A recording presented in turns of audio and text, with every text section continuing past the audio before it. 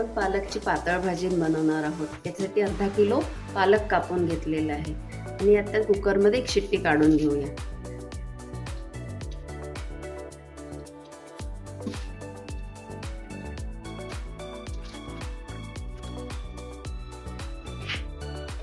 अर्धा पिला पाणी घालून एक शिट्टी काढून घेऊया।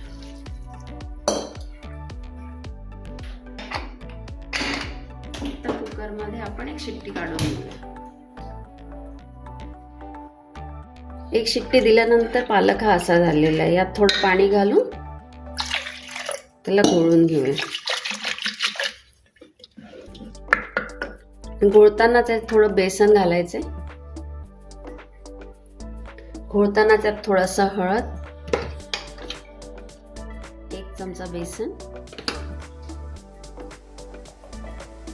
1 चमचा लाल तिखट, 1 चमचा मीठ आणि 2 चमचे आंबट दही हे एकत्र घोळून शिजायला ठेवूया।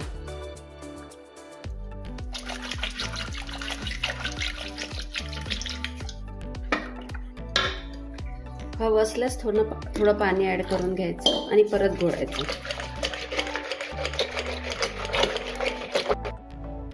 यात थोडं मी ओलं खोबरं आणि थोडे शेंगदाणे ऍड करणार आहे। यात आपण गॅसवर शिजायला ठेवूया। आता छान 3-4 उकळ्या काढायचे, घट्ट येईपर्यंत शिजवून घ्यायचे आणि शेवटी मग आपण थोडी फोडणी घालणार आहोत। आणि थोडा गूळ टाकूया।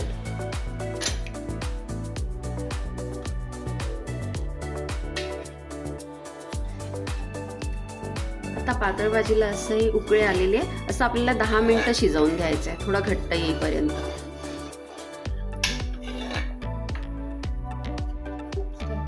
आता फोडणी तयार करूया आपण। 1-2 चमचे तेल घेतलंय,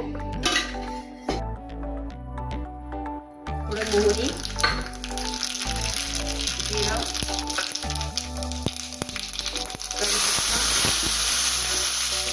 हिरवी मिरची आणि थोडा हिंग।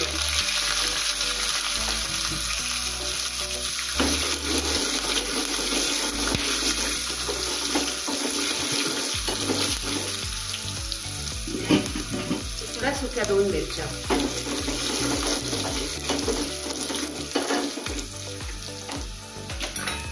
आता ही तयार झालेली फोडणी या पातळ भाजीवर घालूया।